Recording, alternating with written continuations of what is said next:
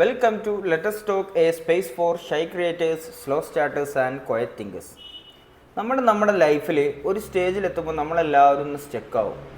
അതായത് നമ്മൾ കുറച്ച് കാലം, അതായത് നമ്മൾ കോളേജൊക്കെ കഴിഞ്ഞ് നമ്മളിങ്ങനെ മുന്നോട്ട് പോയിക്കൊണ്ടിരിക്കുകയായിരുന്നു. അപ്പോൾ ഫ്രണ്ട്സൊക്കെ ഉണ്ടാവും, എല്ലാവരും ഉണ്ടാവും. കോളേജ് കഴിഞ്ഞ് ഒരു കൊല്ലം അതല്ലെങ്കിൽ 2 കൊല്ലമൊക്കെ എന്തെങ്കിലും ഫ്രണ്ട്സൊക്കെ നാട്ടിലുണ്ടാവും. പതിയെ ഈ ഒരു ഫ്രണ്ട് സർക്കിളിൽ നിന്ന് കുറച്ച് ആളുകൾ ജോലി ആവശ്യാർത്ഥം ഗൾഫിൽ പോകുന്നവരുണ്ടാവും, അല്ലെങ്കിൽ വേറെ എന്തെങ്കിലും ജോലിക്ക് കയറിയിട്ട് നമ്മൾ സ്ഥിരമായിട്ട് ചിലവഴിച്ചു കൊണ്ടിരിക്കുന്ന ചില സമയങ്ങളിലൊന്നും നമുക്ക് എല്ലാവരെയും കിട്ടാതാവും.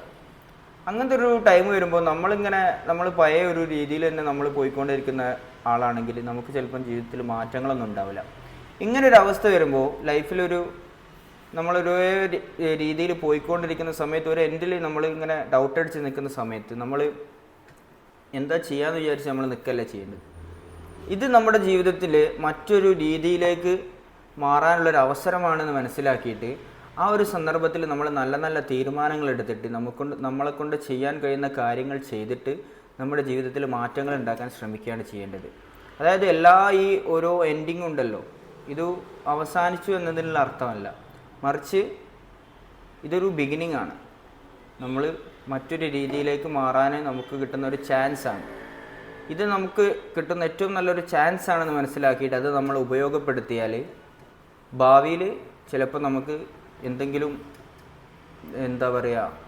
മുന്നേറ്റങ്ങളുണ്ടാവും, നമുക്ക് എന്തെങ്കിലും ലഭിക്കും ഈ ഒരു കാരണം കൊണ്ട്.